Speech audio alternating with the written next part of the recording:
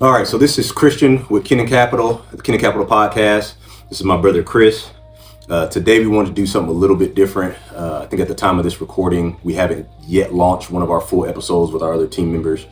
So today we're just meeting up, just wanted to shoot a little something real quick, had some stuff on our mind that we wanted to dive into. But first, how's your week been? It's been good. Week has been good. Last couple of weeks, my best friend flew in from college. He stays out in Phoenix, but he came in and he had a family reunion, so we kind of hung out. Just cigar bar, smoked some stogies, That's what's up. hung out a little bit, and then just work. Just been same old. Just trying to, issues, just trying to work through some things. With some things we're trying to implement as a team, and then just kind of working with vendors and things like that. So stress levels kind of been slowly increasing, but it's been all right. Yeah. How about you? Part of it, yeah. Same. Been doing a little bit more rest than usual because my wife's pregnant. She's entering into her third trimester, so we're not out and about as much with the kids and everything. So that's giving me a little bit more time to focus on my books and other business things that I'm doing. But I have been getting a lot of writing with my fantasy books and kind of ramping that up. So that's kind of been my main focus lately. But it's going good. It's been going good. So going strong with that, hoping to move forward with that. And like I said, we talked about it. I won't mention it on here, but the other endeavors that I'm working on, we'll talk about that another time. But I know today we wanted to get into the topic of calculated risks. Speaking from a perspective of a man, just kind of going into, again, here on Kennan Capital, we talk a lot about different opportunities, different routes that you can take to try to grow and level up and things like that. And I mean, heck, I was talking to a guy the other day at this place called Clark's White Glove, and they're a moving company. So they do just furniture moving and stuff for people. And he was asking how much we got paid in carpet cleaning, and he was just shocked by how much we made. And again, gives testament to how we talk about, like, a lot of brothers don't know about other opportunities out there. A lot of times we just go for UPS or FedEx or just stuff that we're familiar with hearing, and we don't step outside of our comfort zone and try new things. There's a lot of opportunities out here. Hopefully, here in the coming episodes too, we talk a lot about different opportunities from the different stuff that we're in. I'm in the trade, so I'm in carpet cleaning. There's also stuff like HVAC, plumbing, things like that you can make a lot of money in. Chris here is in IT, which you can make a ton of money in. That's always a route to go down. We've got a videographer and someone in cybersecurity as well in the podcast. But just talking from a risk factor and not being afraid to take risks and do stuff that's unfamiliar to you. Because when you think about it, there was nobody else that went into IT in our family except for you, was it?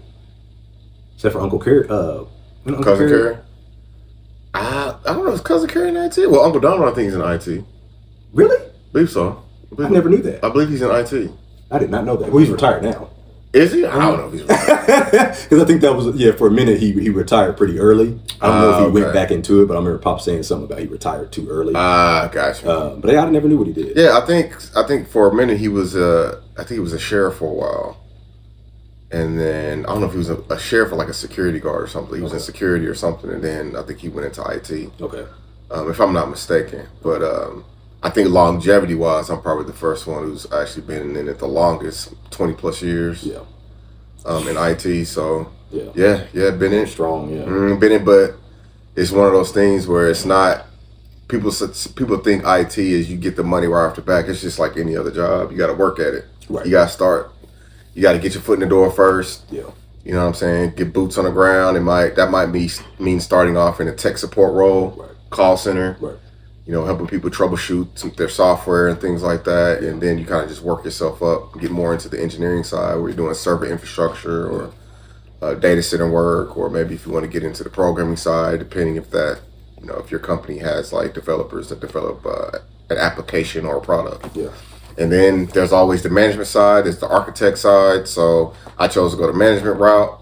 I feel like I've done my dirt. I paid my dues. I started off in tech support. Then I got into doing installs, installations, traveling, installing servers, software for clients for a company. And then I stepped back again, worked for another company, got back into tech support. Then I got into being a server engineer or infrastructure engineer. And then from there, I just stayed the infrastructure route, got into data center infrastructure, and then just got into leadership in IT. So that's pretty much been my route. But like I said, that was a long journey. Like I said, 20 plus years work. Yeah. That my IT journey started in 2005 or six. Yeah. And so it's been that journey all those years, is getting up to the point to where I'm able to get into leadership now. I feel comfortable enough to, I know my way around certain, and there's still a lot in IT to learn. Yeah. It's so much, it's so many, it's so much in the industry that it's something new coming out. AI is the big thing right now. Mm-hmm. Yeah. So, and like I said, my team, I have a mix of developers and engineers. So I don't have an app dev background. I'm pretty straight engineering. So that's new for me. But it's not all peaches and cream when you get in IT. It's just like any other job. You got to work your way up. You know what I'm saying? But at least in IT and other avenues, you at least have a path. Right. You have a goal to reach. Yeah. And that's one thing. That's one thing about IT. So. Yeah. Sounds pretty performance based though. Like, I mean, that's, like you said, that's true with everything. If you don't want to perform, if you think you don't just come to work and just get a paycheck, you're not gonna move up no way, no matter where you at. Right. So, but I do like that in IT. There are a lot of different routes y'all can go. Yeah. That's always been real neat to me. Because sometimes in my field, I feel like I've hit kind of a plateau. Yeah. As far as moving up to management and stuff like that. Mm-hmm. I work for a small company, but the way they have it structured is different than a lot of other carpet cleaning companies, to where other companies actually have a sales team that go out and do bids first. For a minute, I did that a little bit. They tried that out, but it takes from the opportunity from us selling individually if somebody's already pre-sold it. So they give us the opportunity to sell bids and different stuff in the houses, and it actually makes us a lot more money. But as far as moving up in management and different stuff like that, I have kind of plateaued in that realm. But even still, you can make a lot of money in that. Trades, another one's pest control, because I think I always get the twins mixed up, Ray and Ro.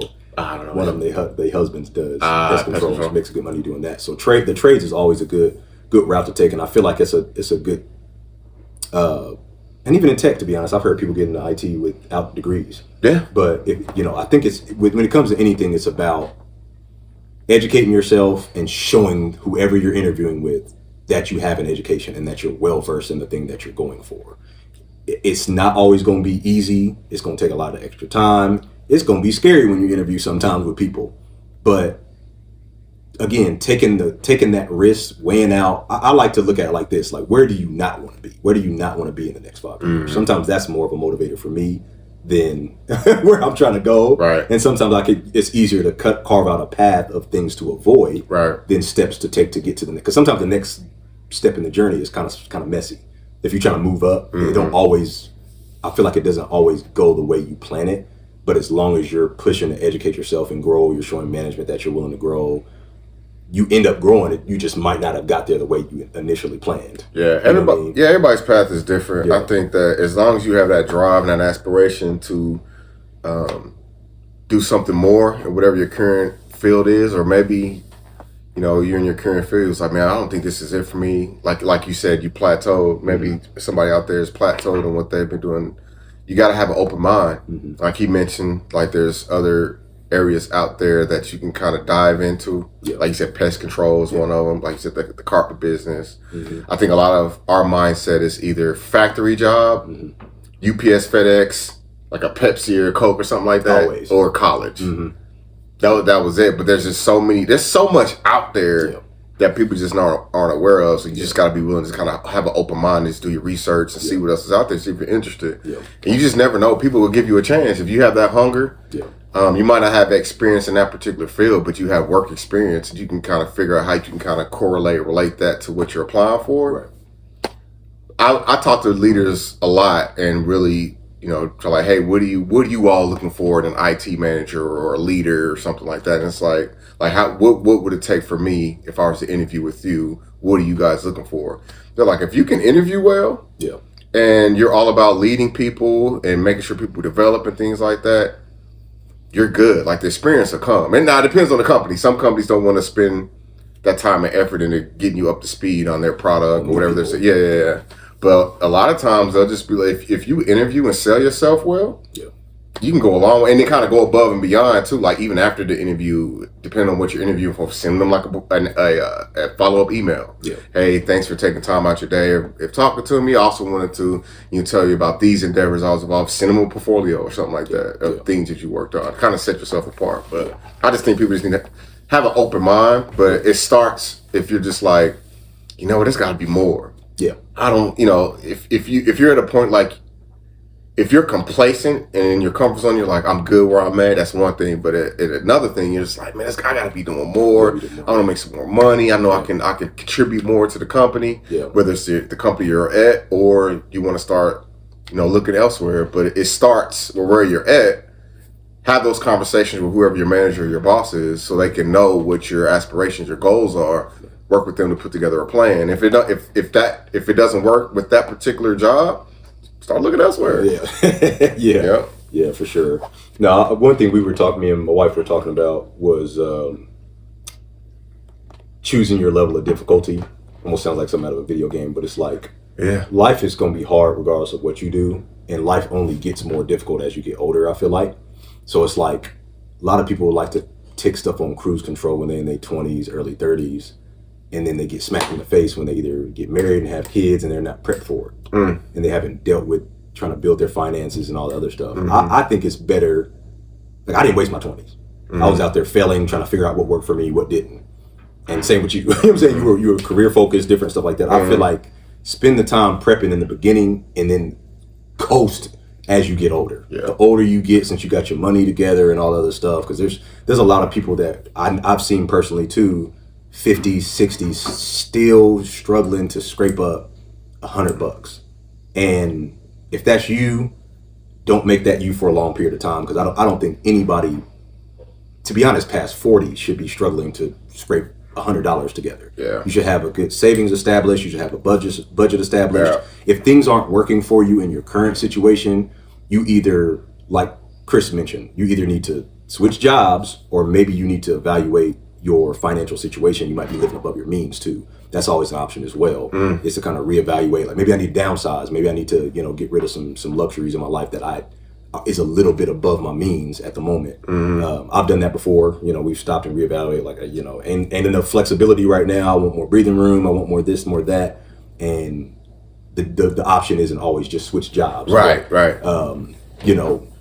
I think establish yourself early, so that the rest of your life, then because then when you get your money out of the money part out of the way, then you can start investing in stuff. Then as your kids grow older, if you got kids, they're gonna ask for stuff. They're gonna ask for games. They're gonna ask for this, and that. Not to mention, when they get past that point, they're gonna want to go to college, or they're gonna have things. You're a parent as long as you're alive, and some people try to believe that they can't. I mean, I know we weren't gonna mention too much about the shootings this weekend, but some people think they're not parents. For their entire life. You're a parent until the day you die. You got a kid, you're going to be their parent. Now, you don't want to baby them and coddle them, but anyway, where I'm going with that is stay grounded in your finances early, so that later on in your life you can help out, the people that you need to help. You help your kids. You can take care of yourself. Again, there's more health issues as you get older, or your kids need something. Your parents get older, and they're going to need some help doing stuff. You got to think ahead. I feel like there's too many people now that don't think past today, and you always got to make sure you're preparing a nest egg, and a lot of times that starts with your career. I think a lot of people get focused on the today because the today is reality. You know what's going on today. You can't see what's going to happen in the future. All you know is today. I got bill one to pay. I got kids I got to feed. I got a wife I got to take care of. You know what I'm saying? I got to pay the mortgage. Blah blah blah blah. So that's why people are so caught up. So when we say you got to prep early, that's really a difficult thing for people to grasp. Even when I was young and trying to come up with my career, trying to figure out, hey, save a couple dollars from your paycheck, put in the savings. In my mindset, when I was young, I need that money. I'm spending all of it. I got to keep that money. You know what I'm saying? But as you go older, you start to realize, like, if you would have prepped earlier, if you would have saved, there was like a statistic out there, like from your first job, I think you start like 15 or 16, save like, I think it was like $20 or something. By the time you're like 30, 35, you'd be a millionaire or something like that. But you don't take that stuff serious. You're like, man, that's some BS. Ain't nobody listening to that. No, that's for real, man. Just take $100 out your check I know some, depending on your financial status or where you're working at, that might be difficult. Yeah. $20, $40, just put it up. Put it up. That $20 will go a long way. You caught in the bond. I mean, I ain't got nothing to eat today. Boy, I got that $20 I can take. Like you just got to prep early. That's the important part. But I think Discipline. you got to be disciplined. But I think people are just so caught up in the now because it's reality. Yeah. You know what I'm saying? People just. You don't know what's going to happen tomorrow, but you can control what's happening today. That's what people are so caught up in. That, yeah. But preparation is key, though, for sure. Yeah, I agree. That's always frustrating when I think about it too, because I started working when I was 15, and I look back. You look back. Man, listen, I wish I would have started the same. But the thing, I had people telling me that. Yeah. I just didn't listen to it. I didn't actually start doing 401k and savings and stuff like that till like early mid-20s. Same. That's when I actually got serious about it. Had a whole 401k, didn't do it. Right, same. It even took me a minute to even grasp what is a 401k? What is that? What's the benefit of having a 401k? They take an extra money out of my account towards this other account where I can't touch until I retire. Yeah. But if I do touch it, there's a tax penalty. You know what I'm saying? So, and then trying to figure out how much money you want to take out from your check and put in the 401k because your employer matches up to a certain percentage. Yeah. So if you want to go to that percentage they max out at, but then you're like, but dang, that's taking over all this money out of my check. Yeah. You just gotta plan accordingly and just budget. Yeah. It's an ongoing process. Yeah. You know what I mean? Sometimes it's getting rid of certain stuff too. Like I said, there's multiple ways to do it to where you don't necessarily have to give up all the fun stuff that you enjoy. But I feel like as a man, be comfortable getting rid of stuff sometimes because if you got a bad habit of spending $60-$70 on every new video game that drop, or you're doing too much with your car, or you're trying to buy every new pair of Jordans that come out, or whatever the case may be, but your finances ain't looking too good, or you're unable to save, it's not that you should necessarily cut it out completely, but you probably should have a better plan. You should probably, some of that go towards savings, some of that, and again, today we're not even talking about like investing stuff, because that's something I'm learning a lot more about now is, when it comes to like rental properties and different stuff like that, we're just now starting to educate ourselves on that stuff and the benefits of that. That's another frustrating thing though too that I wish I'd have known earlier because I would have done a lot of stuff different. Yeah. You ever hear about a lot of people that go like start young, doing like the real rental property route? They'll buy a duplex, live in one side, and then rent the other side out. But they'll almost essentially double the cost of the one next to them, so it's paying for theirs too, and they just raking up bread and then they buy another. That's kind of irritating because I never knew that stuff was a real. You know what I'm saying? Like just never thought about that. And then we're learning that there's tax benefits to owning properties and giving pretty much giving shelter to people and stuff like that. And it's we didn't have anybody around us to kind of teach us those things. Too. So it's like you really gotta, and that's why in one of our episodes I think we talk about networking. You guys will see in a one of our future episodes that we're going to drop, but. Networking is key because, like we said, we don't know. Growing up, we didn't know about the investing and things like that. But you build a good network of people who have experience and they've been around that type of thing. They can teach you and get you up to speed on, hey, this is what it means to invest. Yeah. If you want to do property, or you want to invest in stocks, or get around some like-minded people, so they can kind of teach you the way. And it's just really all about like just putting yourself out there. But I mean, with all that being said, though. There is everything doesn't work for everybody, and you really want to do it at your own pace. You know what I'm saying? So like, just because it might work for Stan, he's making all this money doing, he's got a side business, or if he's investing in properties and whatever he's doing. Man, how did he get there? He's man, you just got to do this.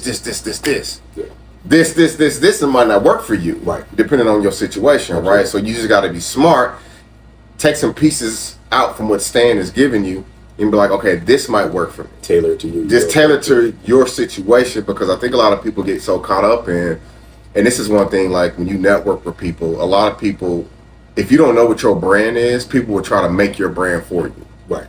Absolutely. You don't want people to do that, because what they'll do is they'll force their way of how they approach things onto you.